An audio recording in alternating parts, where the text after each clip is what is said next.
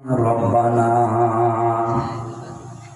عن أبي هريرة رضي الله تعالى عنه قال قال النبي صلى الله عليه وسلم يقول لصاحب القرآن اقرأ وارتقي ورتل كما كنت ترتل في الدنيا فإن منزلك عند آخر آية تقرأها رواه مسلم وما زادهم إلا إيمانا وتسليما اللهم صل على سيدنا مولانا এসলে বসো ও যে জায়গাগুলো ফাঁকা রাখতে বসে যাচ্ছে না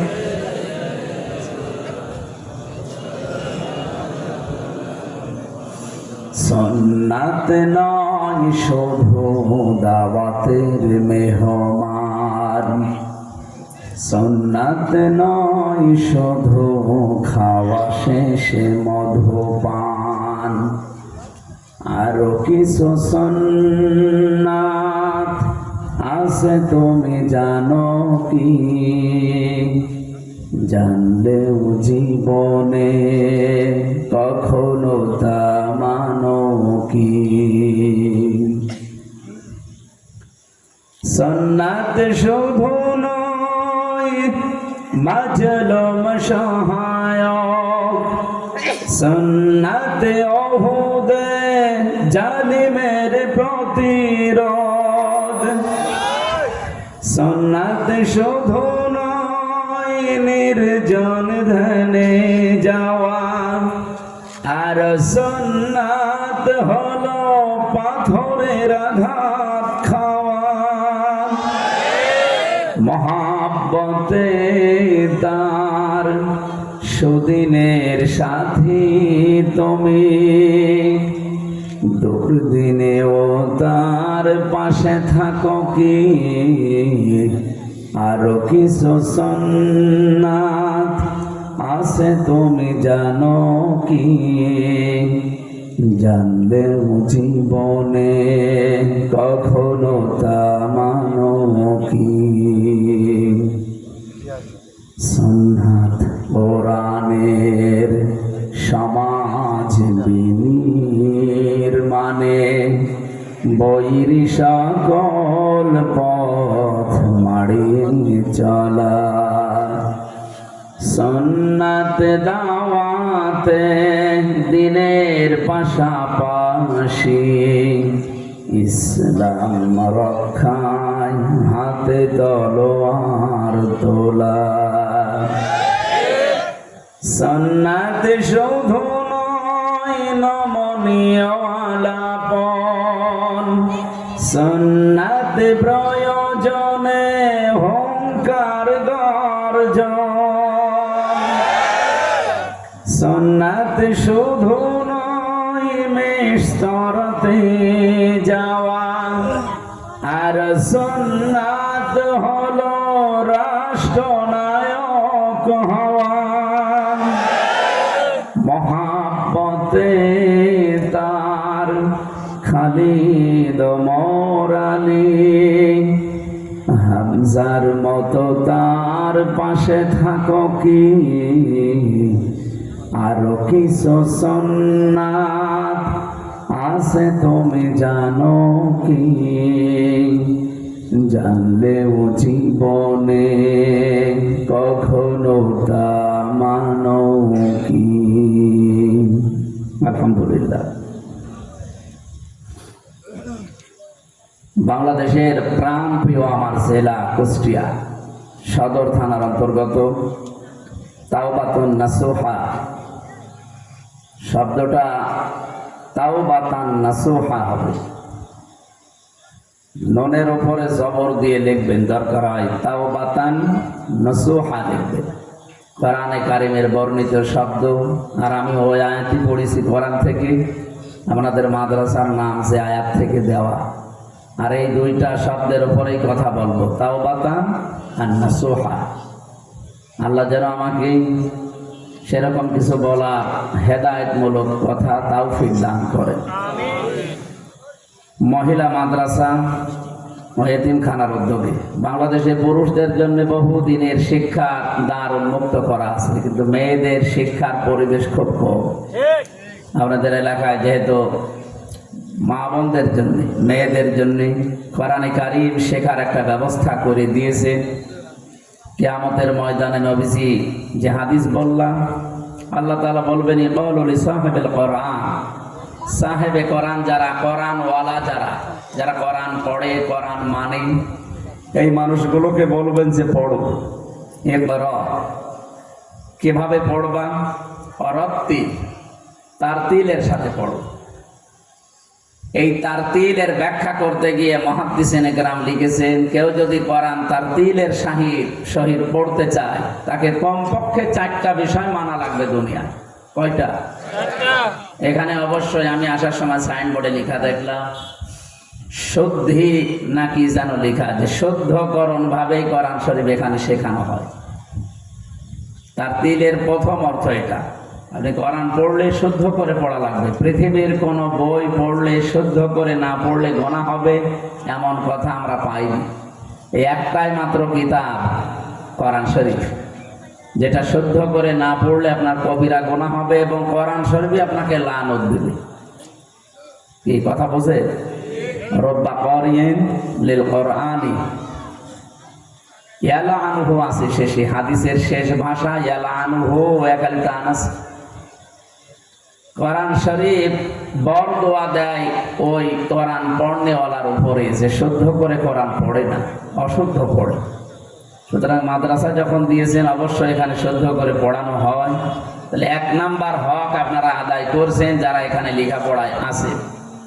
2 নাম্বারে কি? শুধু পড়লে হবে না, এটা আপনাকে বুঝতে হবে। আফালা ইয়াতাদাব্বারুনাল কোরআন বা ওয়ালাকাদ ইয়াসসারনাল কোরআন লিযিকরি ফাহাল মিন মুদ্দাকির। কি হয়েছে তোমাদের? কোরআন নিয়ে কেন চিন্তা ভাবনা করো? এই কোরআন তো আমি সহজ করে দিয়েছি উপদেশ নেওয়ার জন্য। তাহলে কোরআন শরীফ বুঝতে হবে। এটাকে ফেরেশতারা বুঝবে না আমাদের? রত্তিলের 2 নম্বর অর্থ এটা। 3 নম্বরে শুধু বুঝলে হবে না, আপনি যতটুকু বুঝবেন অতটুকুই আপনাকে মানা লাগবে।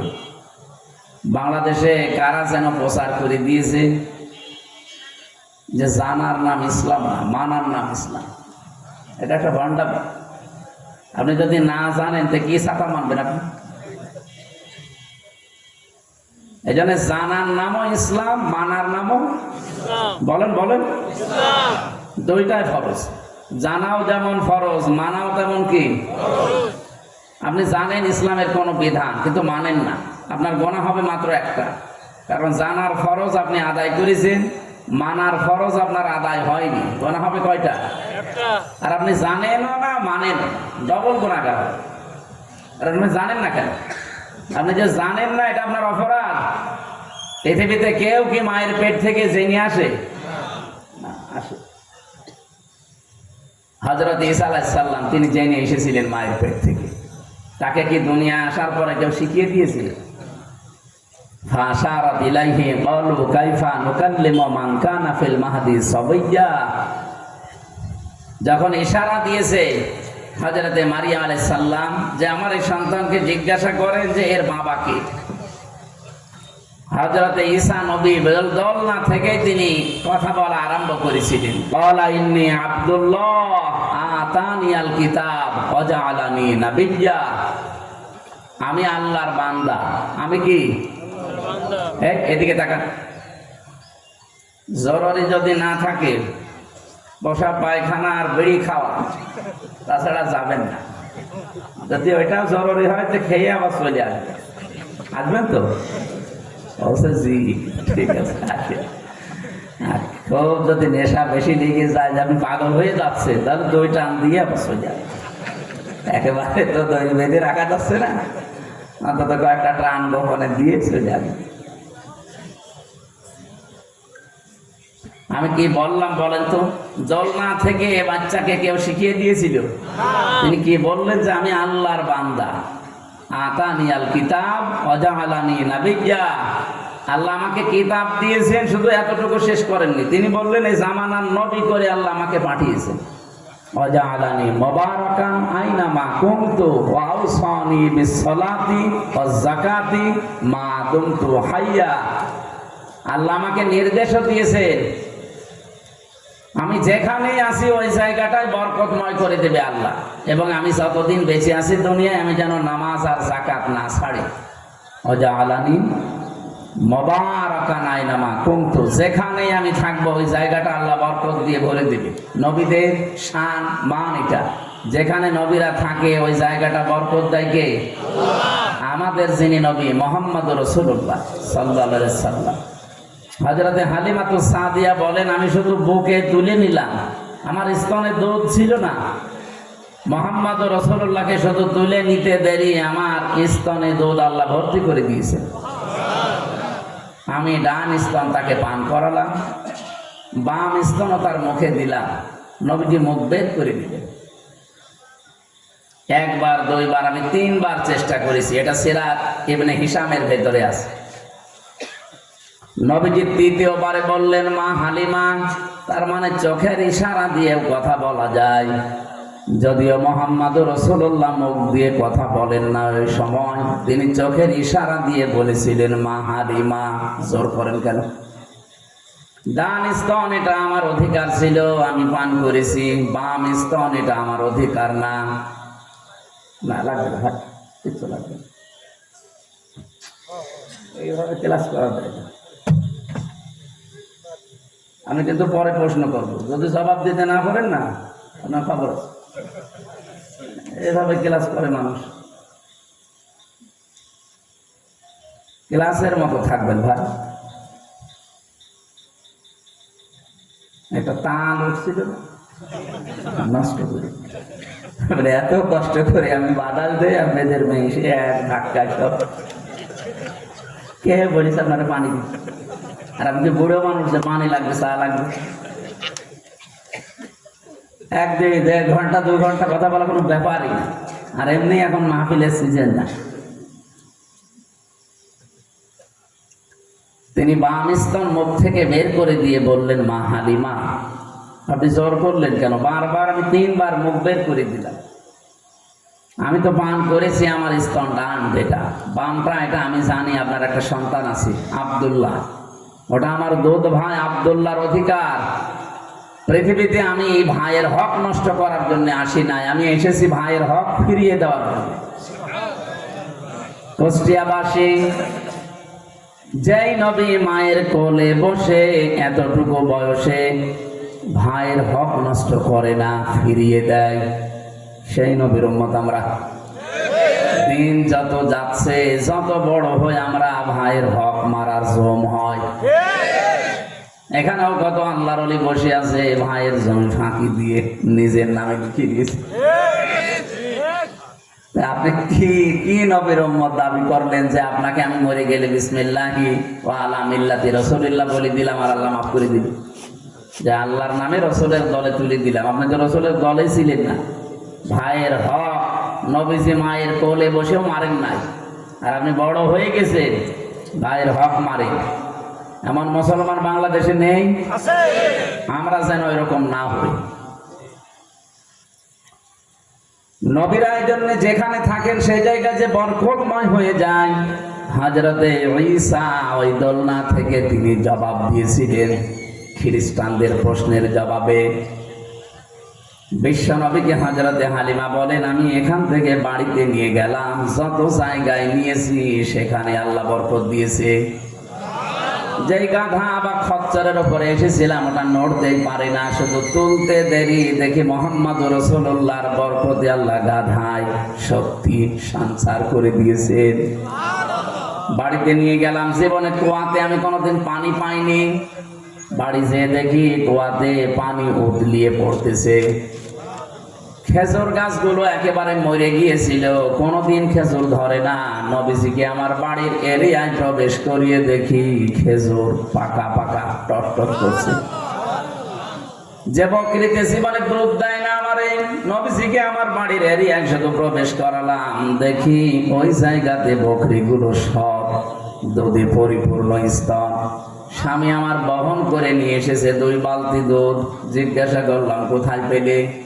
বলে হালিমা কাকে নিয়ে এসেছো? বাড়িতে শুধু প্রবেশ করাতে দেরি, বরকত আসতে দেরি হয়নি। হযরতে হালিমা তো সাদিয়া ওই সময় কি মুসলমান ছিলেন না কাফের? কাফের। কারণ নবীজি তো এখনো নবুয়তি পাননি, ছোট মানুষ। বলেন তো, একজন কাফের মহিলা যদি মুহাম্মদুর রাসূলুল্লাহকে কোলে নেওয়া থেকে শুরু করে বাড়ি নেওয়া পর্যন্ত, এমনকি হযরতে হালিমা বলেন যে 6টা বছর আমার বাড়িতে মুহাম্মদ সাল্লাল্লাহু আলাইহি সাল্লাম ছিল, অভাব কারে কয় জীবনে চোখে দেখিনি। যেই নবীকে কোল থেকে বাড়ি পর্যন্ত নিলে সব অভাব আল্লাহ দূর করে দেয়, সেই নবীর আদর্শ বাদ দিয়ে আপনি কোন দিকে দৌড়ান?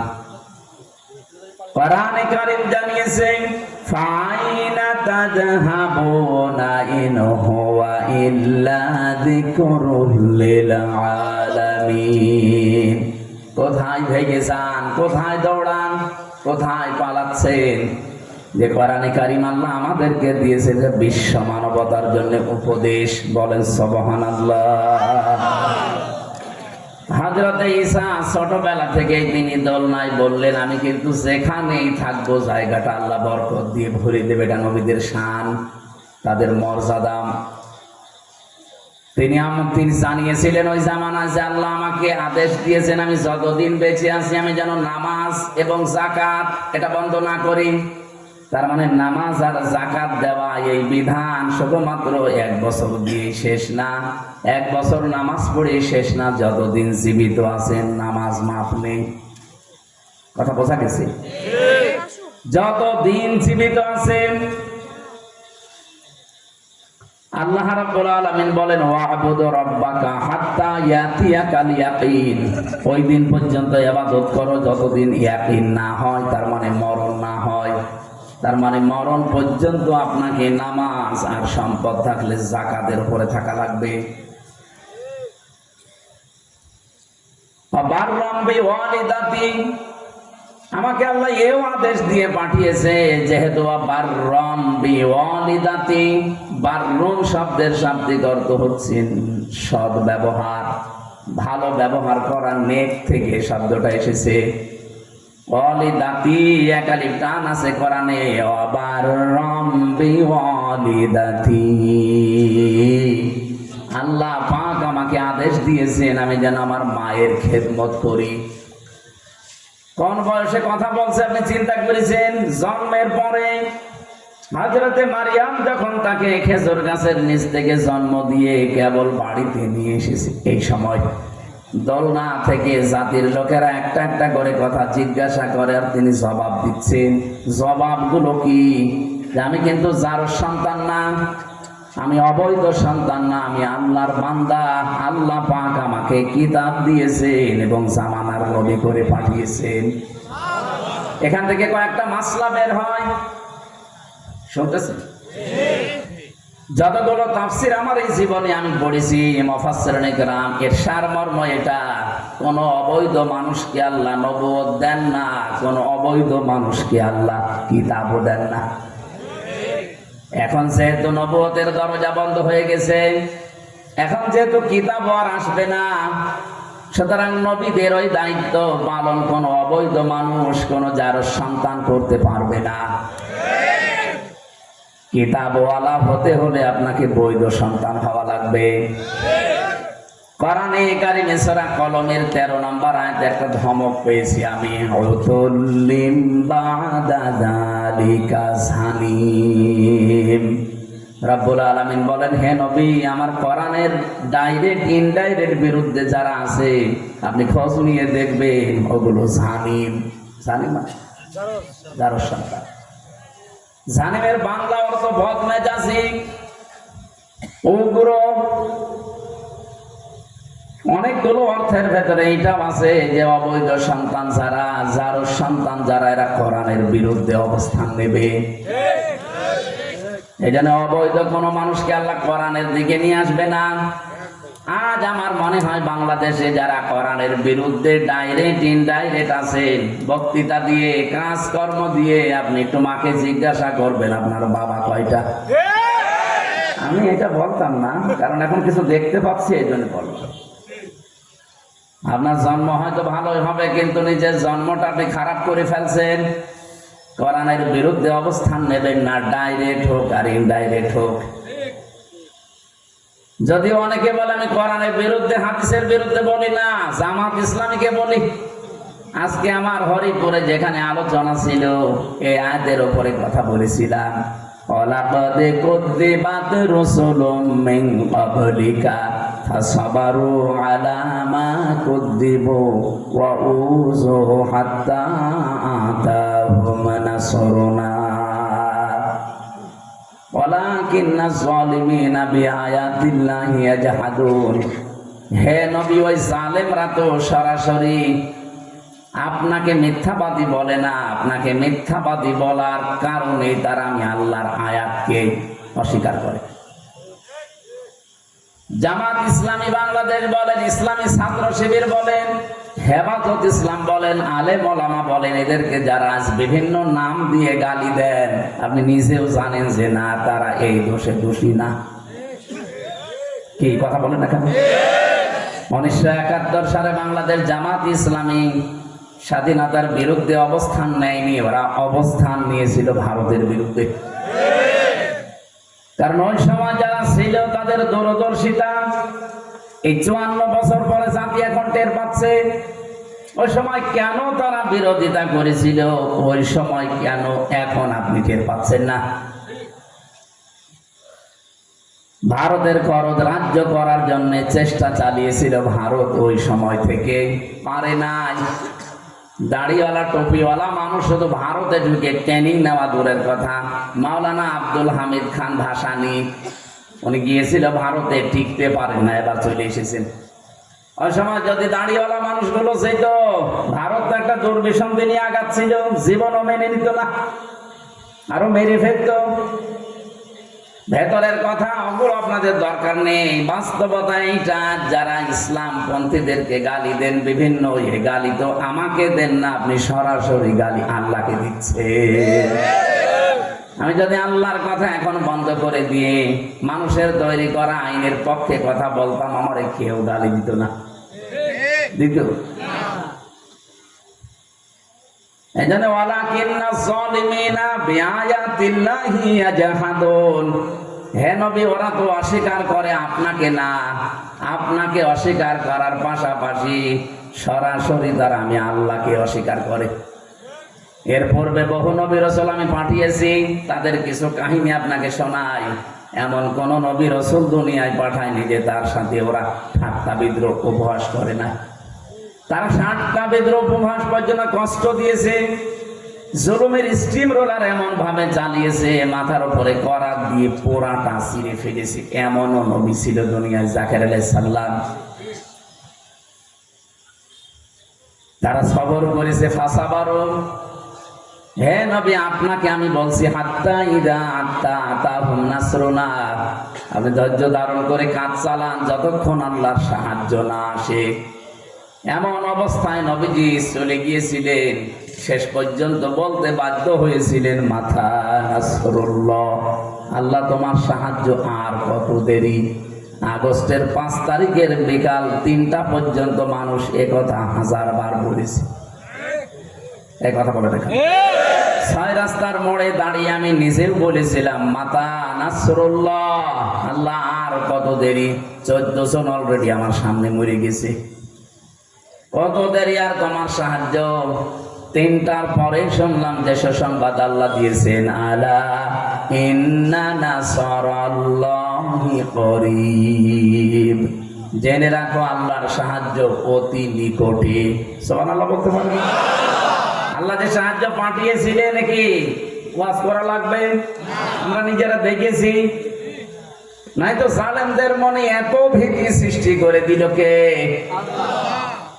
2732 জন মানুষ শুধু না, তাম বাংলাদেশের সব মানুষ মরে গেলেও হাসিনা জালেমের কিছুই হইত না। ওর মন যে পাথর দিয়ে তৈরি। কালকে আমার মনে হয় মাগরিবের পরে আলোচনা আছে কুষ্টিয়া, ওখানে এই আয়াতটা আছে, সুম্মা কাসাত কুলুবুকুম মিন বাদি যালিকা ফাহিয়া কাল হিজারা। কিছু কিছু মানুষ এমন শক্ত, পাথরের চাইতেও শক্ত, পাথরও কোনো কান্নাকাটি করে, ওর চোখে তাও পানি আসে না। কিন্তু একদিন জীবনে আমার মনে হয় ও কেঁদেছে, যেদিন চলে যাবে ওই দিন। বলছে আমার কি অপরাধ, বলছে কি অপরাধ বলে জানেই না। একজন একটা ভিডিও বানিয়েছে দেখলাম, ও বলছে যে আপনার অপরাধ কি, মানে আপনার জন্যই প্রথম বিশ্বযুদ্ধ হয়েছে, তোর অপরাধ হচ্ছে তোর জন্যই দ্বিতীয় বিশ্বযুদ্ধ হয়েছে, তোর অপরাধ তোর জন্যই লাইলে মজনুর মিলন হয়নি। অপরাধ খুঁজে পাই না, তোর অপরাধের কোনো শেষ আছে? মাথা থেকে পা পর্যন্ত পোড়াটাই তো অপরাধ। 2732 জন না, 2 লাখের উপরে মানুষ মরে গেলেও কিছুই হইতো না, ম্যানেজ করে ফেলত। কিন্তু এদের অন্তরের ভেতরে ভীতি সৃষ্টি করে দিয়েছে কে? আল্লাহ বলেন আমি জালেমদের অন্তরে ভীতি তৈরি করে দেই। এমন পালানো পালিয়েছে, পৃথিবীর ইতিহাস পাল্টিয়ে ফেলেছে। আমার মনে হয় দুনিয়া যেদিন তৈরি হয়েছে ওই দিন থেকে এই 24 সালের 5 আগস্ট পর্যন্ত একবারে কোন দেশের এমপি মন্ত্রী একেবারে নেতা খেতা যা আছে সব পালিয়ে যায়। আমি আজও পাইনি, এবার পেলাম। 510 বছর আগে একটা ঘটনা শুনেছিলাম, কলকাতা থেকে পালিয়েছিল লক্ষণ সেন, কিন্তু সবাইকে নিয়ে না, সে একা একা। আরে এমন পালানো পালিয়েছে, রান্ডা বাচ্চা কিচ্ছু নেই। বাইরের দেশগুলোতে যখন মাঝে মাঝে যায় দেখি, আমি তো আগে যে হোটেলে উঠি, যারাই নিয়ে যায় অন্যান্য দেশে আগে হোটেলে তুলে দেয়।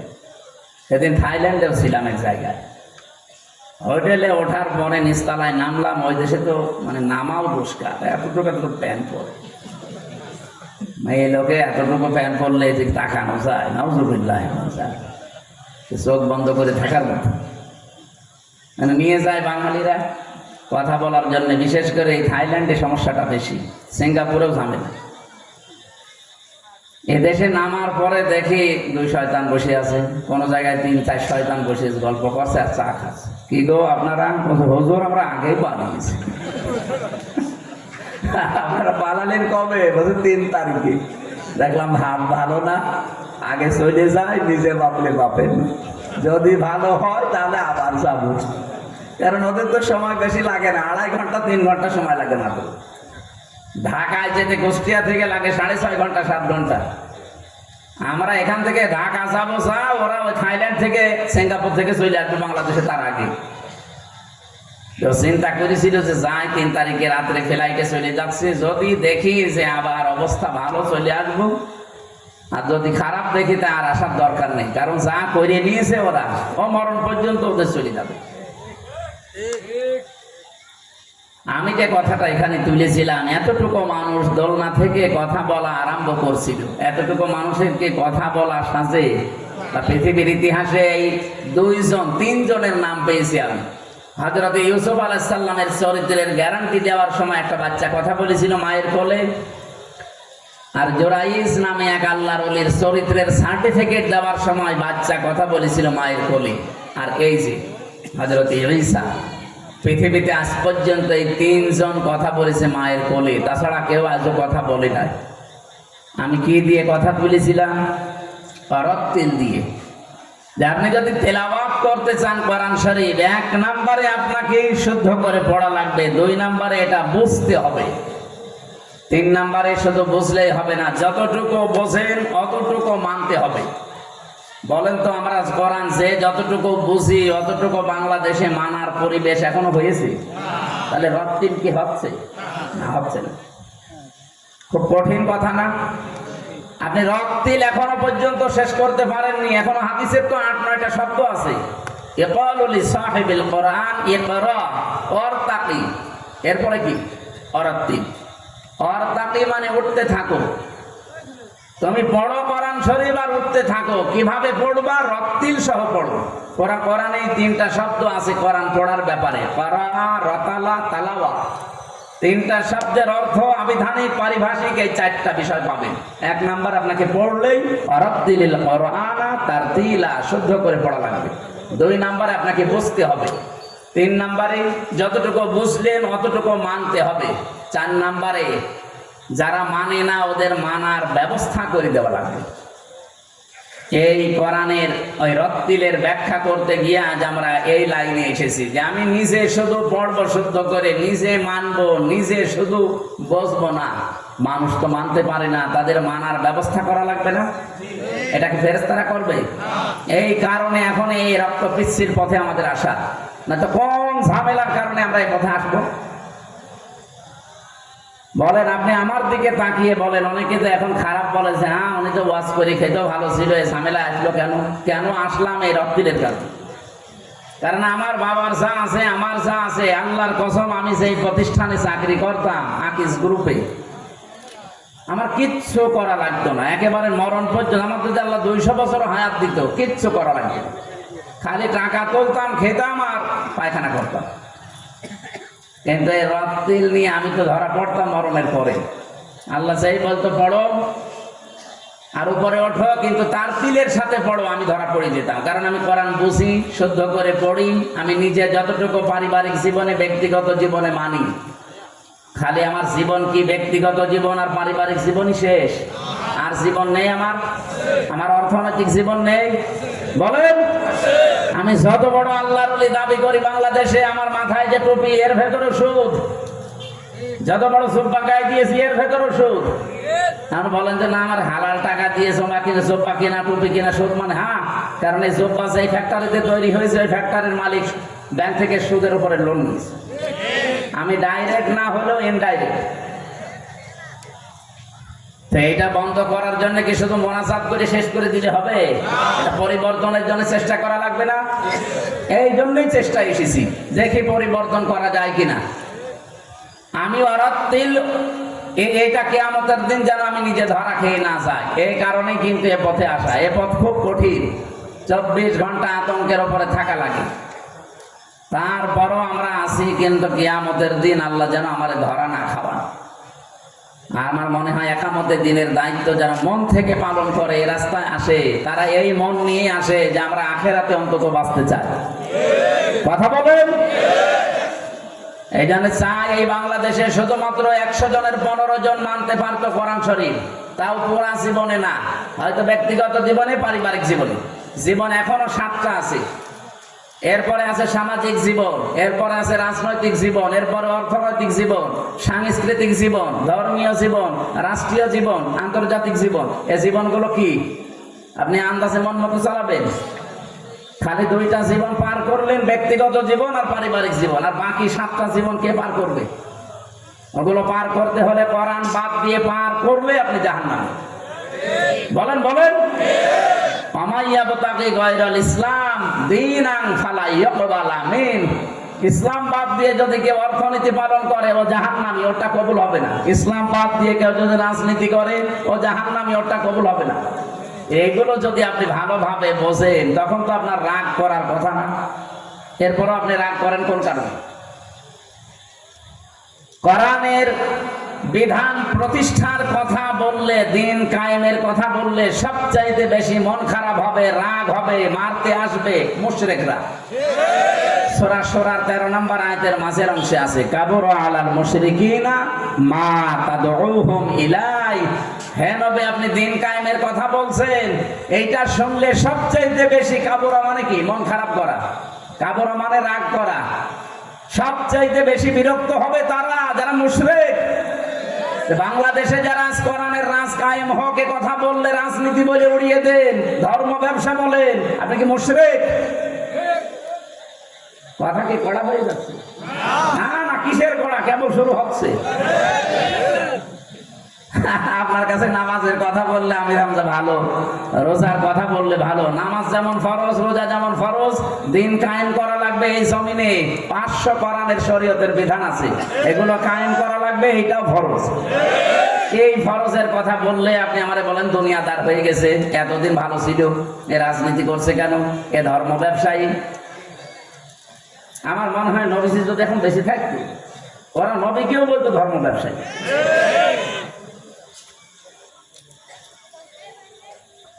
এখানে রত্তিল পড়া লাগবে। এখানে রত্তিল করার জন্য যে 4টা বিষয় বললাম, আপনি মিলান আপনার জীবনে কয়টা আছে। হয়তো শুদ্ধ করে পড়েন, হয়তো আপনি বোঝেন, হয়তো নিজের ব্যক্তিগত আর পারিবারিক জীবনে মানে।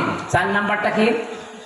যতটুকু আপনি মানলেন এটাও যেন মানুষে মানতে পারে, সেই পরিবেশ তৈরি করে দেওয়া লাগবে। এটা দায়িত্ব আপনার। আজ বাংলাদেশে 92% মুসলমান, আমরা সবাই যদি এটা ফরজ মনে করে প্রত্যেকের জায়গা থেকে পালন করতাম, 54 বছর আগে বাংলাদেশে দিন কায়েম হয়ে যেত। বলেন বলেন, হচ্ছে না কেন? কারণ আমরা অনেকেই খালি আলেমদের উপরে, ইমামদের উপরে দায়িত্ব দিয়েছি। আমি একবার তাবলিগে গিয়েছিলাম চিল্লায়, যখন হাফেজি শেষ হয় ওই সময়। আমার মনে হয় হালকা মনে আছে, গাজীপুরের এক এলাকায়, এমন এক গ্রাম্য এলাকায় দিয়েছে আমাদের, নামাজ পড়তেছে দেখি শুধু ইমাম সাহেব আর ওই যে আজান দিয়েছে মুয়াজ্জিন। লোকজন এলাকার লোকজন নামাজ পড়ে না কেন? ওরা বলে যে ইমাম রেখে দিয়েছে তো ওরা নামাজ পড়া লাগবে। ইমাম মুয়াজ্জিনকে বেতন দেওয়া হয়, ওই তো হবে। আবার আমাদেরও যদি নামাজ পড়া লাগে তাহলে বেতন দেবো কেন?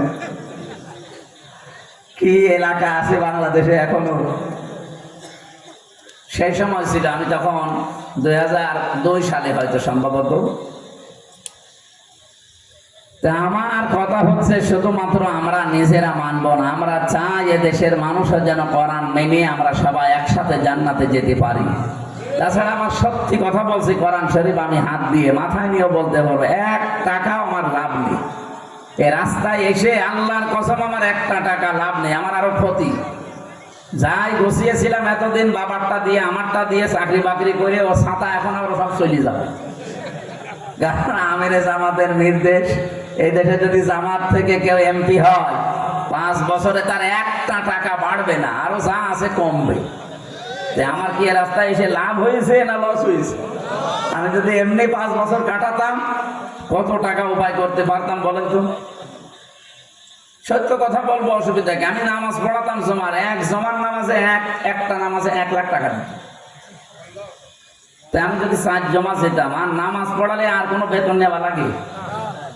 মানুষ 15-20 হাজার টাকা বেতন পায়, আর 1 জমাই দিত 1 লাখ। মাসে যদি 2টাও যেতাম তো 2 লাখ। আমার আর কি করা লাগবে? কিচ্ছু করা লাগতো না। এই রক্ত পিচ্ছিল, এই সংসা বিক্ষুব্ধ রাস্তায় এসেছি বুঝে শুনি। কারণ আমি রক্তিলের ব্যাখ্যা পড়েছি, যে দেখতে পাচ্ছি যে আমার বাঁচার উপায় নেই, আমি নিজে শুধু জান্নাতে চলে যাব। আমার আহাল পরিবার, কুষ্টিয়া আমার আহাল পরিবার না?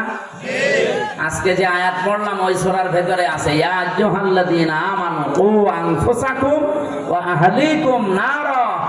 ইমানদারেরা নিজে জাহান্নাম থেকে বাঁচো, আর আহাল পরিবার যারা আছে তাদেরকে বাঁচাও। আমার তো মনে হয় কুষ্টিয়া জেলায় আমার পরিবার, কারণ আমি বাইরের জেলায় গেলে আমার বাড়ি বলা লাগে না যে আমার বাড়ি পাটিকা বাড়ি, অনিয়ানে ডাবিরা পিটা না, বলা লাগে কোথায়? কুষ্টিয়া। বলেন বলেন, যে কুষ্টিয়া আমার আহার পরিবারের মতো না? আমি নিজে আমল করে কোরআন পড়ে জান্নাতে চলে যাবো, আর আপনারা জাহান্নামে যাবেন না, এইটা আমি হতে দেব না। আমি যতদিন আছি বেঁচে চেষ্টা চালাবো, আমরা সবাই মিলে জান্নাতে যাবো ইনশাআল্লাহ। নবীজি বলেন, কামা কুনতা তুরাত্তিলু ফিদ দুনিয়া, যেইভাবে দুনিয়ায় পড়তে ওইভাবে পড়ো। দুনিয়া আপনি তো তারতিলের সাথে পড়েননি, আপনি শুধু পড়েছেন 1 অক্ষরে 10 নেকি। নেকি হবে ঠিক, কিন্তু যে উদ্দেশ্যে কোরআন নাযিল হয়েছিল তার পারপাস আদায় হবে। আমার কথা বুঝতেছেন?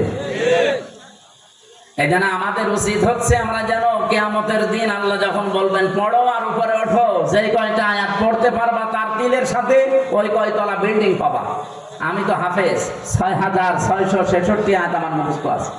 এর উপরে যদি এখন তারতিলটা ঠিক থাকে, আমার মনে হয় কিয়ামতে আমি 6666 তলা বিল্ডিং এর মালিক হব ইনশাআল্লাহ। নবীর এই কথা 100 লাখ সত্য না? যত কামা কুনতা তুরাত্তিলু ফিদ দুনিয়া, যেভাবে দুনিয়ায় পড়তে ওইভাবে পড়ো। এই জন্যই তো আমি তারতিল ঠিক রাখার চেষ্টায় আছি এখন। ফাইন্না মানসিলাকা ইনদা আখিরি আয়াতিন তাকরাউহা, তুমি পড়তে পড়তে ওই পর্যন্ত যে তোমার আখেরি ঠিকানা শেষ, যেখানে তোমার পড়া শেষ। সুতরাং আমার যতটুকু মুখস্থ আছে আমি এর উপরে আমার প্র্যাকটিক্যাল লাইফ তুলতে চেষ্টা চালাচ্ছি। আল্লাহ যেন আমাকে তাওফিক দেন, বলেন আমিন। আজকের মাহফিলে যেই শব্দ দিয়ে আরম্ভ করেছিলাম, মাদ্রাসার নাম পাল্টিয়ে দেবেন, তাওবাতান নসুহা দেবেন। শব্দের বাংলাটাই ভুল আছে। কুষ্টিয়া যেহেতু আমার প্রাণপ্রিয় জেলা, সদর থানার যোগপাড়া মাদ্রাসা মোড়ে প্রাইমারি স্কুলের সামনের এই মাঠে তাফসীরুল কোরআন মাহফিল। আমরা যে আয়াত পড়েছি তাফসীর আকারে কথা বলবো। কিছুক্ষণ সময় দেওয়া যাবে না? একটু সময় দেবেন। প্রধান অতিথি আজকে যিনি থাকার কথা ছিল বাংলাদেশ জামাতে ইসলামী কুষ্টিয়া জেলা শাখার শ্রদ্ধাভাজন জেলা আমির, উনি ঢাকাতে প্রোগ্রাম আছে, এই জন্য রাতে চলে গেছেন।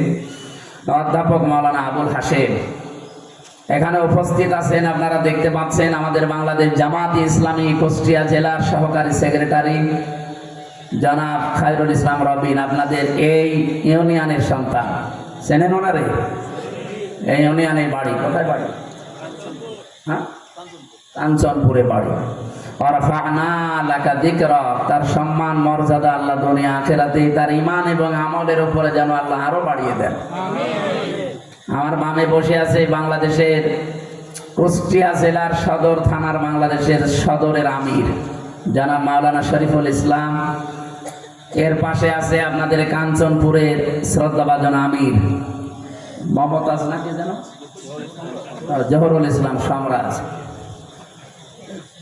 বামে ডানে পেছনে দেখেন অধিকাংশ মানুষগুলো শিক্ষিত। আমার মনে হয় বিশেষ করে যারা বসে আছে স্টেজে সবই অনার্স মাস্টার্স করা। ওয়ারফা'না লাকা যিকরাক, আলেম শুধু নামের আগে আমির হামজার মতো মুফতি লেখা থাকবে, এটা আলেম না। যে যতটুকু জ্ঞান অর্জন করেছে ওই জ্ঞানের উপরে সে আলেম, এখন ওইটা মানা লাগবে। কি কথা বুঝতেছে? আমাদের এই কুষ্টিয়া জেলার সাবেক আমির যিনি এখন অঞ্চল পরিচালক হয়ে আছে, টিম সদস্য অধ্যক্ষ AKM আলী মহসিন স্যার, উনি কলেজের অধ্যক্ষ ছিলেন। আমার মনে হয় বহু আলেম যদি কোরআন হাদিস তার কাছে অন্তত পড়তে চায়, পড়তে পারবে। সেই ছোটবেলা থেকে সাংগঠনিক মানটাকে এমন পর্যায়ে নিয়েছে। আমি মাদ্রাসায় পড়েছি, কওমিতে, হাফেজিতে, আলিয়াতে, বিশ্ববিদ্যালয়, এমনকি বাইরের দেশে আন্তর্জাতিক বিশ্ববিদ্যালয়, সেখানে ডক্টরেট করার জন্য চেষ্টায় আছে। পড়াশোনা একেবারে বয়স হিসাবে কম হয়নি। 33 বছর বয়স হিসাবে আমার মনে হয় একেবারে না পড়েছি।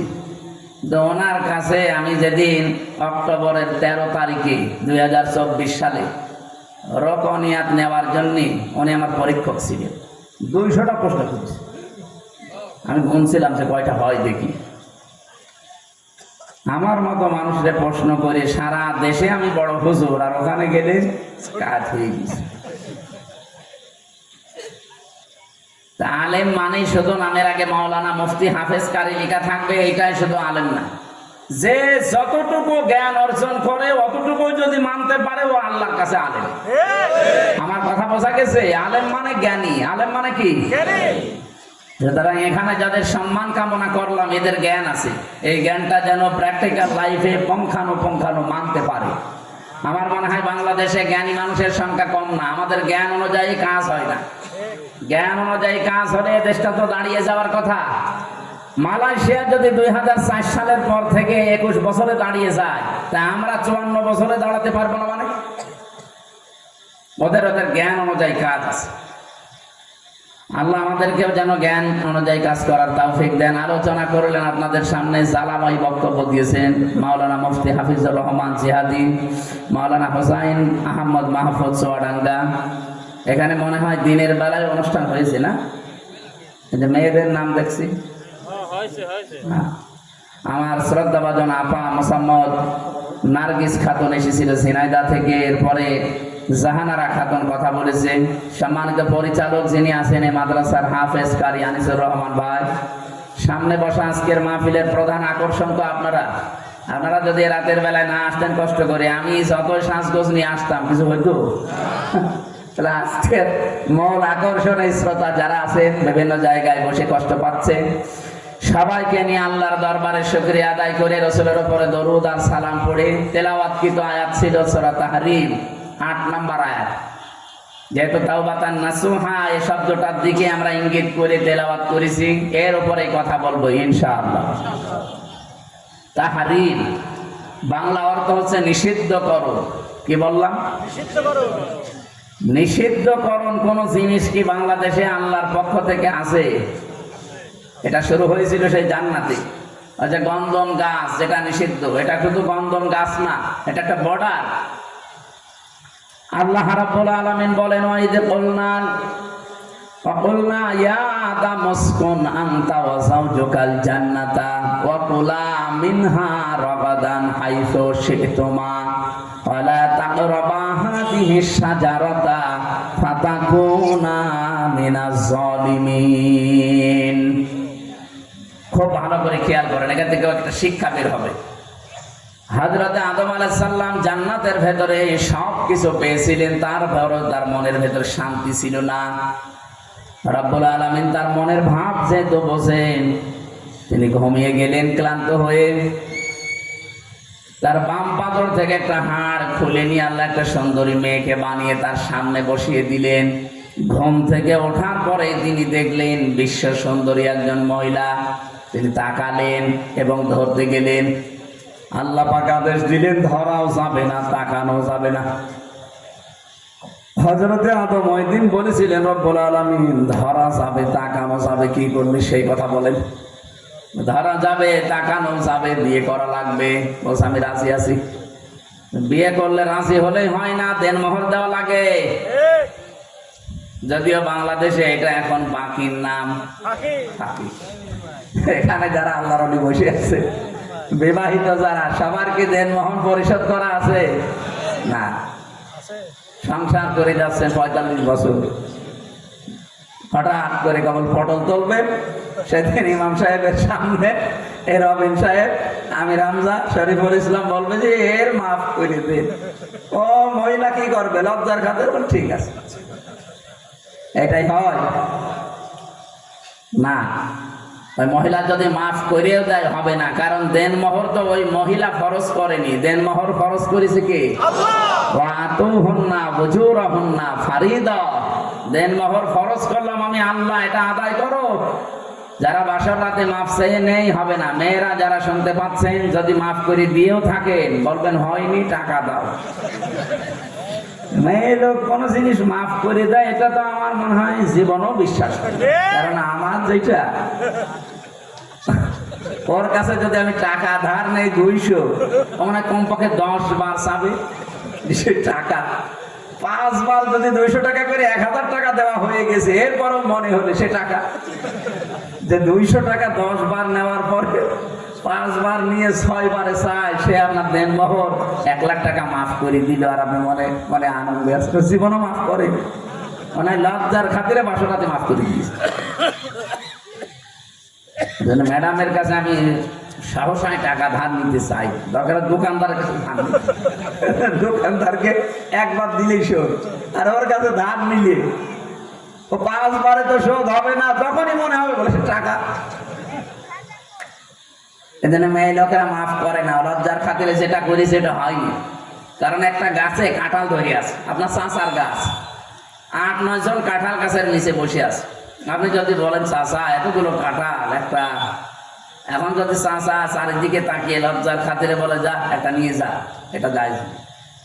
কারণ ওর মন থেকে, চাচা লজ্জার খাতিরে দিয়েছে, মন থেকে দেয়নি। এটা যদি জায়েজ না হয়, বাসর রাতে ও তো ঘুমটা না খুলে বলে যে মাফ করে দিলাম, মাফ হয় কি করি? যারা এতদিন পর্যন্ত আশায় আছেন যে মাফ চেয়ে নিয়েছিলাম, এখন আবার কি ওয়াজ শুনতে আসলাম, না আশায় ভালো ছিল, আজকে বাড়িতে টাকা ফেরত দিবে। যে কয় টাকা আপনার দেনমোহর ফেরত দেওয়া লাগবে, কারণ এটা ফরজ করেছে রবিন সাহেব। যদি এখন বলে যে হুজুর এতদিন নামাজ কালাম পড়লাম, আর ভালো লাগছে না, আপনি আমার মাফ করে দিয়ে, আমি তো বললাম যাক মাফ করে দিলাম, হবে? কারণ এই নামাজ দিয়েছে কি? নামাজ যে আল্লাহ দিয়েছে, দেনমোহরও বলেন বলেন। নামাজ মাফ করার মালিক যেমন আমি না, দেনমোহর মাফ করার মালিকও আপনি না, ওটা দেওয়া লাগবে, আদায় করতে হবে। হযরতে আদম বললেন আমার কাছে তো কিছু নেই, আমি কি দিয়ে দেনমোহর দেব? আল্লাহ তাআলা তাও ছাড়েননি, বলে হ্যাঁ একটা বুদ্ধি তোমারে দেই, তুমি আমার শেষ নবী মুহাম্মদ রাসূলুল্লাহর উপরে 10 বার দরুদ শরীফ পড়ো, এইটাই তোমার দেনমোহর হিসাবে আমি মেনে নিলাম। তারপরও ছাড়েননি 10 বার। আমার মনে হয় এই শরীয়ত যদি এখন থাকতো 100 টাকার বিয়ে করতো প্রতিদিন। দেনমোহর তো দেওয়া লাগছে না, খালি 10 বার পরে বিয়ে শুদ্ধ হয়ে গেছে। উনি বিয়ে শেষ, একটু আয়াতের দিকে খেয়াল করেন, কোরআনের আয়াত তো দেখবেন একটা শিক্ষা পাবেন এখান থেকে। আল্লাহ তাআলা বলেন যখনই শেষ হয়ে গেছে আমি ডাক দিলাম এবার আদমকে। আল্লাহ বলেন আনতা ওয়া যাওজুকাল জান্নাহ, হে আদম তোমার বউ সে তো বিয়ে হয়ে গেছে এবার নিয়ে চলে যাও। বলেন তো জান্নাত কার বাড়ি? আদমের বাড়ি। হযরতে আদম আলাইহিস সালাম আমাদের আদি পিতা, তাহলে জান্নাত আদম নবীর বাড়ি আর আমাদের বাবার বাড়ি। আপনারা ঘুমাচ্ছেন না? না না শুনছেন, এইভাবে ক্লাস করা যায়? বলেন জান্নাত কার বাড়ি? আদম নবী। বলেন বলেন। আর আমাদের আমার বাবার বাড়ি। তাহলে জান্নাত আদম নবীর বাড়ি আর আমাদের বাবার বাড়ি। এখান থেকে মাসলা হচ্ছে বিয়ে করার পরে বউ নিয়ে আপনাকে বাবার বাড়ি যাওয়া লাগবে। কিন্তু কত মানুষ দেখি কুষ্টিয়ায় ঘর জামাই থাকে, এটা তো ঠিক না। কোরআন বলছে বিয়ে হয়ে গেছে বউ নিয়ে বাবার বাড়ি চলে যান, আর আপনি ঘর জামাই আছে রাইট কুষ্টিয়া ঘর জামাই আছেন কার হাত বলেন তো? একজন কোন জেলায় বাড়ি? না ঘর জামাই থাকা ঠিক না। ঠিক আছে আপনি মুরব্বী মানুষ, আর কয়দিনই বাঁচবেন থাকে। আল্লাহ তাআলা এরপরে ঘোষণা দিলেন কি, ভালো করে এখান থেকে নিজের জীবনে মিলান তো। আনতা ওয়া যাওজুকাল জান্নাহ, তুমি নিজে এবং তোমার স্ত্রী জান্নাতের ভেতরে, তার মানে বাড়ি চলে যাও। ওয়াকুলা, খাও। আল্লাহ কিন্তু কুল দেয়। যারা আরবি বোঝেন বলেন তো কোলা দিয়ে বসুন। আর যারা না দিয়ে নারী অধিকারের নাম নিয়ে চিল্লাচ্ছেন, নারী আন্দোলন, নারী পক্ষ, নারী স্বাধীনতা আন্দোলন, নারী বিপ্লব পরিষদ, প্রায় 13টা সংগঠন কাজ করছে নারীদের পক্ষে। 1500 বছর আগে এই আয়াতটা নাযিল হয়। আর যেই দিন দুনিয়া তৈরি হয়নি, হযরত আদমকে আল্লাহ পাঠাবে, তখন এই শব্দটা আল্লাহ চয়ন করেছেন। আমাদের আদি পিতা আর মাতাকে ডাক দিয়ে বলেছেন আদম বউ নিয়ে বাড়ি যাও। ওয়াকুলা, দিয়ে বসন দিয়ে দিলাম একবারে। একবারে আল্লাহ যদি বলতেন আনতা ওয়াকুলা, নিজে খাও মন মতো, এরপরে বউকে খাওয়াও না, একবারে কোলা দিয়েছেন। সমান অধিকার কারে বলে? কোরআন শরীফ শিখিয়েছে। বললেন বউ নিয়ে বাড়ি যাও, আর নিজে যেই মানের খাবার খাবে, যেই মানের পোশাক পরবে, যেই মানের জায়গায় থাকবে, স্ত্রীকে ওই রকম জায়গায় রাখা লাগবে। এর চাইতে অধিকার আপনাকে আবার কোন ধর্ম দেবে? কার পেছনে দৌড়াচ্ছেন? ইসলাম এই দেশে কায়েম হোক, মেয়েরা সবচাইতে বেশি অধিকার ভোগ করবে। আজ কত মেয়ে লোককে ওরা ভুল ভাল বোঝা যা, ইসলাম যদি আসে, বিশেষ করে জামাত ইসলামী, ঘরের ভেতরে বন্দি করে রাখবে। কে বলিস আপনাকে? আল্লাহ কোলা দিয়েছে, এটা আমিরে জামাত জানে না? যারা দায়িত্বে আসবে ইসলামের পক্ষ থেকে তারা জানে না আজটা। স্ত্রীকে ওই মানের জায়গায় রাখা লাগবে, আপনি যেই মানের জায়গায় থাকেন ওই মানের খাবার দেওয়া লাগবে, যেই মানের খাবার আপনি খান। ওই মানের পোশাক দেওয়া লাগবে, যেই মানের পোশাক আপনি পরেন। এটা আমার মনে হয় আমার ক্ষেত্রে বাদ, কারণ একটা পোশাকও আমার বানানো না, এটাও একজন দিয়েছে, এ টুপিটাও একজন দিয়েছে, এই ঘড়িটাও আমার শ্বশুরের দেওয়া, আমার স্যান্ডেলটা সেদিন ওই যে হাফিজুর রহমান জিয়াদি কিনে দিয়েছে। আমার নিজের বলতে আমার কিছুই সবই ফিসাবিলিল্লাহ। তাই জন্য আমার স্ত্রীকে আমি যা দেই ওইটাই বেশি। এটা আপনাদের তো এত মানুষ দেয় না, আপনারা তারা খাবেন। যতটুকু মানের পোশাক, যেই মানের খাবার খান, ওই মানের খাবার, ওই মানের পোশাক স্ত্রীকে দেওয়া লাগবে। এর চাইতে সমান অধিকার দেওয়ার মতো কোনো ধর্ম এখন আর পৃথিবীতে নেই। 4500 ধর্ম আছে। আমি যতগুলো ধর্ম নিয়ে পড়েছি, কোন ধর্ম ইসলামের মতো এত অধিকার মেয়েদের দিতে পারে নাই। মেয়েরা যে যার যার ভুল ভাল বোঝানো হয়, কখনো ওই ফাঁদে পা দেবেন না। ইসলাম আসলে আপনার অধিকার আপনি ঘরে বসে পাবেন। আপনি চাকরি করতে পারবেন, ব্যবসা করতে পারবেন, আপনি মার্কেটে যেতে পারবেন, সব কিছু, শুধু পর্দা করা লাগবে। আপনি কি চান না যে আপনার শরীরটা আপনার স্বামীর জন্য হেফাজতে থাক? খোলামেলা পোশাক পরে বাজারে গেলে কত মানুষ উল্টা পাল্টা ধাক্কা দেয়, সবার মন কি এক? অনেকে বলে হুজুর আমি ভালো নজরে তাকাই, এটা একটা শয়তান।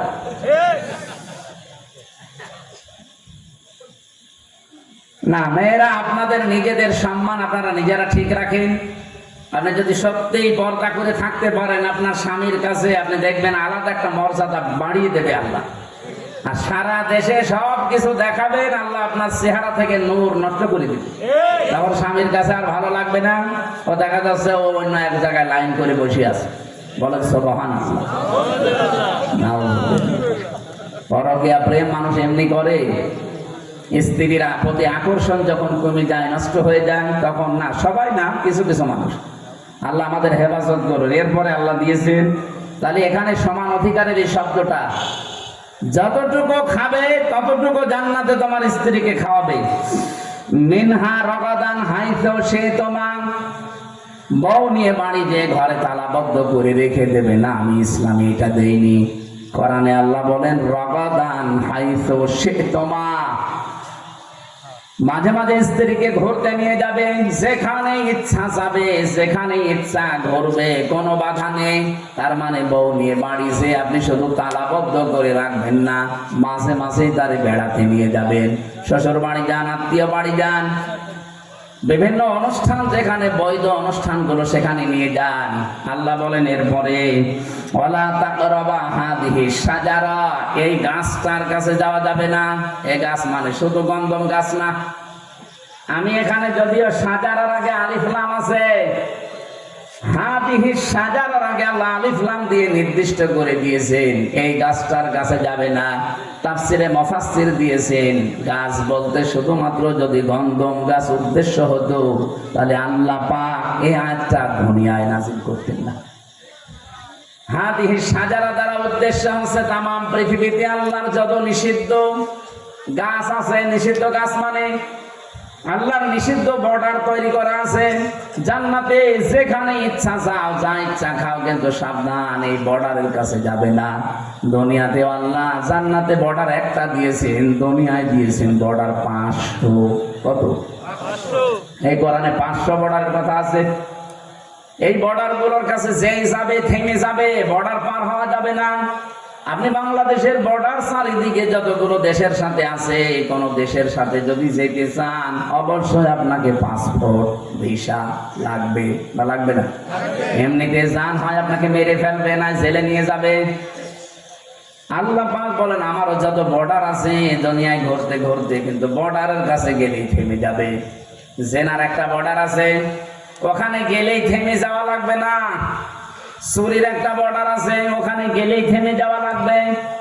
ডাকাতির একটা, চাঁদাবাজির একটা বর্ডার আছে। প্রত্যেকটা জিনিস, 500 জিনিস আমি পেয়েছি কোরআনে। রব্বুল আলামিন বলেন বর্ডারের কাছে যেই যাবে, যেহেতু ওটা নিষিদ্ধ কাজ, ওই গাছের কাছে গেলেই যাওয়া তো যাবেই না, ওর ফল ছেড়া পাতা ছেড়া তো আরো দূরের কথা। ফাতাকুনা মিনাজ জালিমিন, দিবস ওখানে যদি যাও, বর্ডারে ক্রস করে যদি পাতা ছেড়েও ফল ছেড়েও, দুইজনেই জালেম হয়ে যাবে। জান্নাতের ভেতরে যদি আদম নবী ওই সময় বর্ডার ক্রস করার ফলে জুলুম করে ফেলেন, জালেম হয়ে যান, আল্লাহ তাকে শাস্তি দেওয়ার জন্য দুনিয়ায় পাঠিয়েছেন। 350 বছর পর্যন্ত কন্দন করে, মাপ নিয়ে, তওবা করে শেষ পর্যন্ত তিনি আবার আল্লাহর কাছে ফেরত গিয়েছেন। বলেন না কেন? আমরা এখন এই বর্ডারে আছি। সাবধান, আল্লাহর কোন বর্ডারের কাছে যেই আপনি থমকে যাবেন বলবেন না। তাফসীরে ফি জিলালিল কোরআনে পড়ছিলাম, হযরতে আদম এই বর্ডারের কাছে যাবার পরে থেমে গিয়েছেন। হযরতে হাওয়া ডাক দিয়ে বলেন আমাকে একজন ওয়াজ করেছে আজকে, ফাকাসামাহুমা ইন্নী লাকুমা লামিনান নাসিহিন। শয়তান রূপ ধরে এসে ওয়াজ করেছিল, হযরতে হাওয়াকে বলেছিল সব জায়গায় যেতে দেয়, শুধু ওই গাছটার কাছে যেতে দেয় না কেন জানো? এখানে যদি যাও আর ফল যদি খেতে পারবো, তোমরা চিরস্থায়ী হয়ে যাবে এই জায়গায়, কোনোদিন তোমাদের আর আল্লাহ বের করে দিতে পারবে না। সব সময় শয়তান উল্টা বোঝায়। উনি চিন্তা করলেন তাই তো আল্লাহ রাব্বুল আলামিন সব জায়গায় যাওয়ার আদেশ দিয়েছেন, এই জায়গায় যাওয়া নিষেধ। এই লোকটা তো দেখি অনেক ভালো ভালো কথা বলে। জিজ্ঞাসা করলেন আপনি কে? সূরা আরাফের ভেতরে দেখবেন আছে 8 নাম্বার পারা 11 নাম্বার পৃষ্ঠার 11 নাম্বার লাইনে আছে অকসামাহুমা ইন্নী লাকুমা লামিনান নাসিহিন। শয়তান ওই দিন কসম দিয়েছে, আল্লাহর বলছে আমি কসম করে বলছি আমি তোমাদের হিতাকাঙ্ক্ষী। আজও বাংলাদেশে দেখেন কত হিতাকাঙ্ক্ষী আসতেছে এনজিওর নামে। আমাকে নাম ধরা লাগবে, ব্যারাক বলেন, আশা বলেন, কারিতাস বলেন, এরকম 27টা বিষয় কাজ করছে বাংলাদেশে। সবই কিন্তু সেবার নাম নিয়ে এসেছে। মাঝখান থেকে সেবার নামে আমাদের ঈমান লুটে ফুটে নিয়ে চলে যাচ্ছে। নাম তো তারা ভালোই দেয়। আল্লাহ পাক বলেন শয়তান ওই দিন বলেছিল আমি কসম করে বলছি আমার কথা বিশ্বাস হচ্ছে না, তাড়াতাড়ি কাজটা করিয়ে ফেলো, তখন টের পাবা। হযরতে আদম তো ছিল না, আসার পরে বলছে একজন হিতাকাঙ্ক্ষী গেছিল, খুব ভালো ভালো কথা বলে, কথা বলার আগে কেঁদে ফেলে। বাংলাদেশে আমরা অনেক শয়তান দেখি, কিছু বলে না কিন্তু কথা বললেই আগেই কেঁদে ফেলে। এরকম মানুষ নেই? কেউ নেই তো আমরা করবো কি? কেউ নেই বলেই কেঁদে ফেলে। এটা শয়তানের অভ্যাস। কথা বলার আগেই যারা কাঁদে, অভ্যাস কার? শয়তানের। বলে আমার মা নেই, বাবা নেই, ছোট ভাইটাও নেই, এই বলেই কেঁদে ফেলে। আর মানুষ আমরা পাগল, কাঁদতেছে। এই যেই কাঁদাকাঁদি দেখে পাগল হয় তখনই গঙ্গম গাছের ফল খাওয়া। হযরতে আদম নবীকে বোঝালেন দেখো সব জায়গায় যাওয়া যায়, এখানে যাওয়া যায় না। তুমি তো জানো না আমাদের হিতাকাঙ্ক্ষী আমাদেরকে ওয়াজ করেছে, এই ওয়াজ আমাদের মানা লাগবে। হযরতে আদম বললেন না, আমি এই কাজ করতে পারবো না, আল্লাহর নিষেধ, যেহেতু আমার প্রশ্ন করার দরকার নেই। কিন্তু এখানে আমি তাফসীরে কাবিরের ভেতরে একটা ব্যাখ্যা, সূক্ষ্ম ব্যাখ্যা আছে, এদিকে তাকান। মুফাসসির বলেন এই পৃথিবীতে আল্লাহ মেয়েদেরকে তৈরি করার পর যেখানে মেয়েরা শান্তি বেশি পায়, জীবন চলে গেলে ওই জায়গা ছাড়তে চায় না। এটা মেয়েদের অভ্যাস। একবার যদি কোনো মহিলা কোনো কাজে শান্তি পায়, জীবন চলে যাবে, সে জায়গা ছাড়বে না। ক্ষমতা একবার পেয়েছিল, এজন্য চেয়ারের শান্তি গিয়ে বুঝে ফেলেছে জীবন চলে যাবে, তাও ছাড়বে না। বেশি বললাম, এরকমই তো চলছিল। এখন যেটা আছে যাওয়ার জন্য, একবার যেহেতু শান্তি পেয়েছে 3 বার, মনে করছে কি না কি আছে, জীবন চলে যাচ্ছে, একবার মরে যায়, একবার পড়ে যায়, আবার দেখি চিন্তা হয়ে গেছে। মেয়েদের অভ্যাস এটা, কোনো জায়গায় শান্তি একবার পেলে আপনি জীবনও মাথায় বাড়ি দিয়েও ঠেকাতে পারবেন। দেখেন যারা পরকীয়া প্রেম করে, 2-3টা মেয়ে ছেলে বাদ দিয়ে চলে যাচ্ছে, এরকম মহিলা নেই? ও একবার যদি কোনো জায়গায় শান্তি পায়, ওরা আপনি কিসের দোয়া দরুদ, মাথায় খেটে মেরেও মানা, ও চলে যাবে সেই হাসায়। আজকেও পেপারে এসেছে 3 সন্তান ফেলে রেখে একজনের সাথে আল্লাহ রাস্তায় চলে গেছে।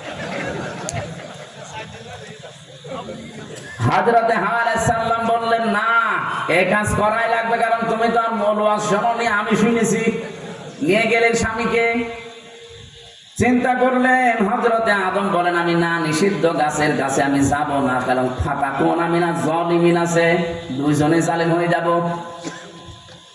হযরতে হাওয়া আলাইহিস সালাম বললেন আমার কথা যদি আপনি না শোনেন, আপনার সাথে আমার কথা বন্ধ। বলেন তো স্বামী স্ত্রী কথা বন্ধ করে দিলেও সংসার টিকবে? বলেন। জান্নাতের ভেতরে তো আর কেউ নেই যে অন্যজনের সাথে মনের দুঃখ মিটাবেন না, শুধু 2জন, আর কেউ নেই। আমার সাথে আমার বউ যদি এখন কথা বন্ধ করে দেয়, আমার কোনো অসুবিধা নেই, আমার বহু হিতাকাঙ্ক্ষী আছে, বছরের পর বছর আমি কাটিয়ে দিতে পারবো। কিন্তু জান্নাতে হযরতে আদম বলেন আমি কার কাছে যে গল্প করব, কেউ নেই, মাত্র একজন। আর স্বামী স্ত্রীর কথা যদি বন্ধ হয়ে যায়, যে কত বড় বিপদ। আমার হালসা একবার হয়েছিল ওই 11 সালের দিকে, স্বামী স্ত্রী 2জন ঝগড়া করে, কেউ কারোর সাথে কথা বলে না, রাতে এক জায়গায় থাকেও না। শীতের রাত স্বামী আলাদা জায়গায় থাকে, এখন আলাদা জায়গায় শীত পড়ছে, মাঘ মাসে থাকবে কি করে? এই খড় কোটায় আগুন লাগিয়ে বিশালি পাটকাঠি এটা আগুন লাগিয়ে তাপ নেয়। স্ত্রী মাঝে মাঝে দেখে যে এই কয়দিন, একদিন, 2 দিন, 3 দিন এভাবে কেটে গেছে। শেষের দিন দেখতেছে ও তো মনের সুখে আগুন, কারণ ঘুম লেগে যাচ্ছে। এ আগুন পাটকাঠি থেকে বইতে বইতে লুঙ্গিতে লেগে গেছে। ও তো আর টের পাইনি। জ্বালানা দিয়ে বউ তাকিয়ে দেখছে যেভাবে আগুন লেগেছে। আমি যদি এখনো কিছু না বলি, কথা বন্ধ করে থাকি, ও তো সব পুড়িয়ে যাবে। আর ও যদি সব পুড়িয়ে যায় আমার কি হবে? ওর যদি সব শেষ, আমার কি হবে? কথা তো বলা যাবে না, আমার প্রেস্টিজ নষ্ট হবে। কথা বলবো না, কথা না বলে আমি আর কতক্ষণ থাকি? স্ত্রী তখন জ্বালানা থেকে মুখ অন্যদিকে ঘুরিয়ে জোরে জোরে বলতেছে, আমি কারোর সাথে কথাও বলি না, কারো লুঙ্গিতে আগুন লাগলে তাও বলি না। ওর স্বামী বলছে, কি গো? তাকিয়ে থেকে আগুন, তাড়াতাড়ি আগুন নিভিয়ে বলছে, আল্লাহ, জীবনে যদি লজ্জা থাকে বোর সাথে কথা বন্ধ করো, এক্ষুনি মরি যেতাম। এখানে তাও তো দুনিয়াটা লোকজন ছিল, আর আদম নবী জান্নাতে পুরা একা, আর কেউ নেই। বউ কথা বন্ধ করে দিলে ও সংসার টিকবে? শেষে স্ত্রীর মন রক্ষাতে গেছে। মুফাসসির বলেন, জান্নাতের ওই গাছের কাছে যাবার পরও হযরতে আদম ছিঁড়তে চাচ্ছিলেন। এই সনদটা যদিও দুর্বল, আমি শিক্ষার জন্য বলছি। উনি যাবার পরে পাতাটা ছিঁড়তে চাচ্ছিলেন না। হযরতে হাওয়া বারবার তাকে বলেছেন, নিন, তাড়াতাড়ি করেন। কিন্তু হযরতে আদমের ওই কথা বারবার মনে হয়, আলা তাকরাবা হাদিহিস শাজারা, এই নিষিদ্ধ গাছের কাছে গেলে জালেম হয়ে যাবে, ঘোষণাকার। আল্লাহ, এজন্য ছিঁড়তে চাচ্ছিলেন না। হযরতে হাওয়া জোর করে বললেন, না, ছেড়াই লাগবে, কারণ ওয়াজ আমি শুনেছি, আপনি শোনেননি। ওয়াজ আগে শোনেন। উনি যখন পাতাটা ছিঁড়লেন, হযরতে হাওয়া প্রথম পাতা ছেড়ার পরে পাতার এই কষি যেখানে মানে মূল জায়গা, ওখান থেকে রস পড়তে থাকে। আমি বললাম না, হাদিসটা সনদ যদিও দুর্বল, তারপরে শিক্ষার জন্য বলছি। ওই দিন গাছ বরদোয়া দিয়েছিল যে আমার শরীর থেকে যেভাবে রক্ত বা কষ ঝরিয়েছে, এ মেয়েটা যখন প্রাপ্তবয়স্ক হবে তখন যেন তার শরীর থেকে এভাবে কষ ঝরে, রক্ত ঝরে। এই জন্য মেয়েদের এই যে প্রাপ্তবয়স্ক হওয়ার পর প্রতি মাসে 3 দিন, 5 দিন, 7 দিন, 10 দিন শরীর থেকে রক্ত ঝরিয়ে, যেটা ওই গাছের বরদোয়া, একটা নিষিদ্ধ গাছের বরদোয়া লেগে কিয়ামত পর্যন্ত এই মেয়েদের এই কষ্ট ভোগ করা লাগে না? বলেন বলেন। আর আমাদের নিষিদ্ধ গাছ আছে কয়টা? 500। ওই এক গাছের কাছে যে যদি এই অবস্থা হয়, আর আমরা কত গাছ ওভারটেক করে অলরেডি ইসলামী ভার্সিটি পার হয়ে গেছি। না, যতগুলো গাছের কথা আছে একটা একটা করে আমি অনেকগুলো নোট করেছি, সবগুলো বলা তো সম্ভব নয়। একটা যেহেতু সামনে আছে, ওই একটা বলছি। এখানেও প্রায় 3টা ছিল। রব্বুল আলামিন বলেন, ইয়া আইয়ুহাল্লাযীনা আমানু তুবু ইলাল্লাহি তাওবাতান নাসুহা।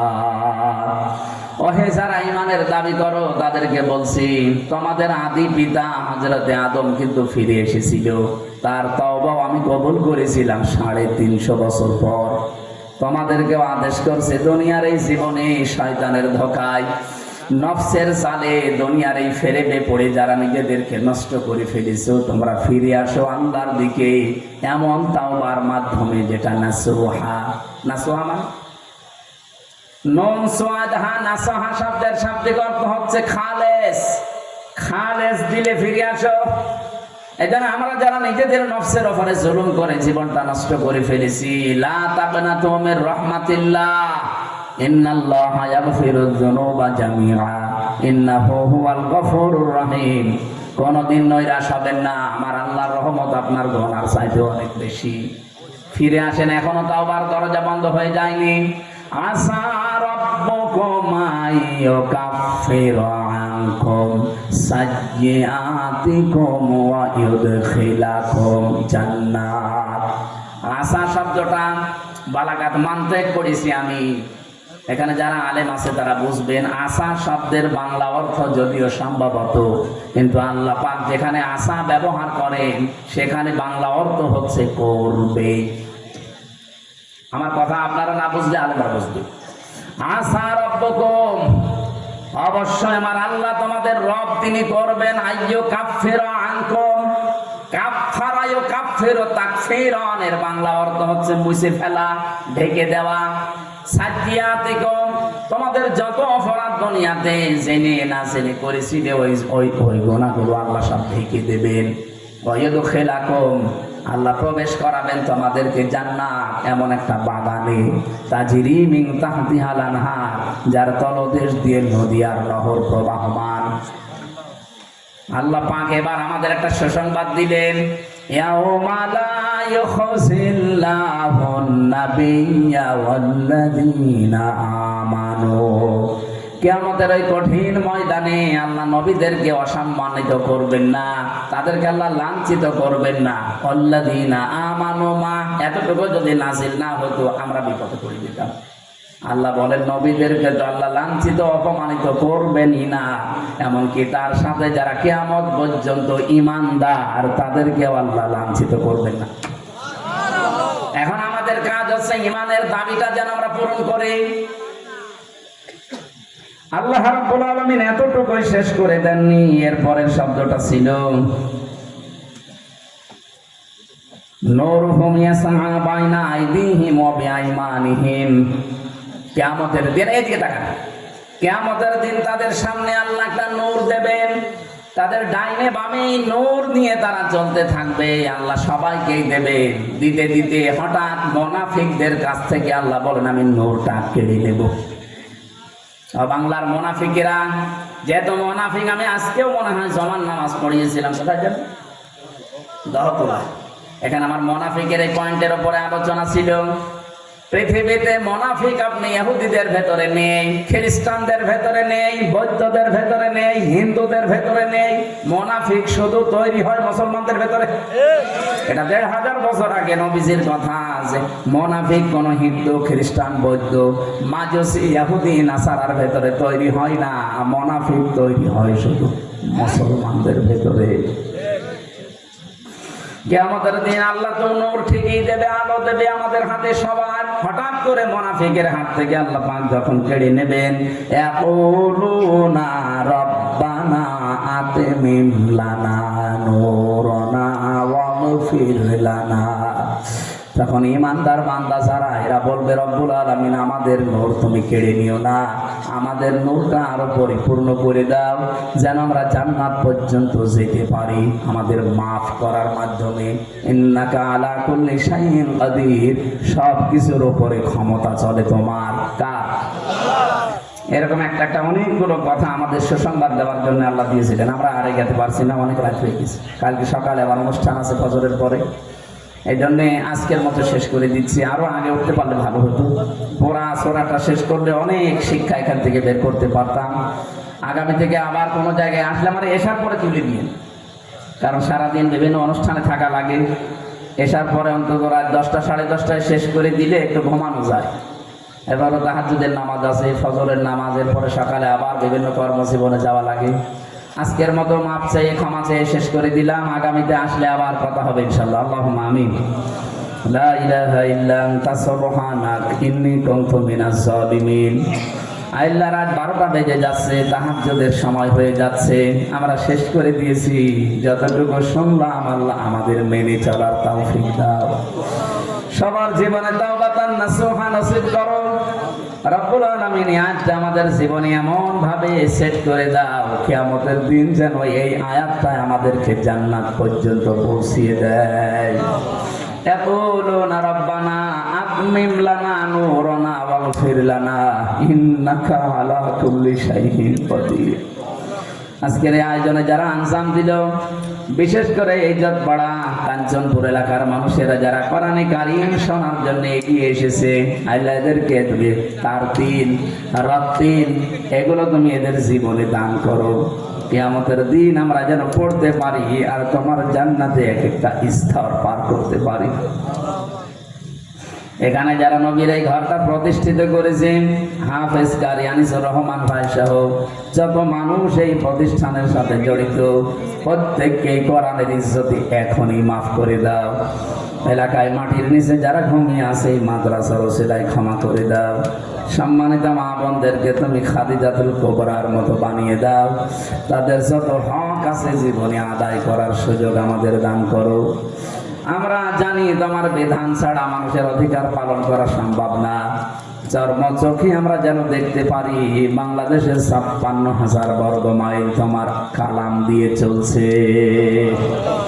বারাকাল্লাহু লানা ওয়া লাকুম ফিল কোরআনিল আযীম। কত আলেম ওলামা বসে আছে, শ্রদ্ধাভাজন বড় ভাই খায়রুল ইসলাম রবিন, মাওলানা শরীফুল ইসলাম, মাওলানা হাফিজুর রহমান, মাওলানা হোসাইন মাহফুজ সহ আল্লাহ তাআলা জহুরুল ইসলাম ভাই সহ যত মানুষ আমরা হাত তুলেছি একেবারে খালি হাতে ফেরত দিও না। জীবনের অপরাধগুলো মাফ করে দিয়ে ওই জায়গাটা নেকি দিয়ে পাল্টিয়ে দাও।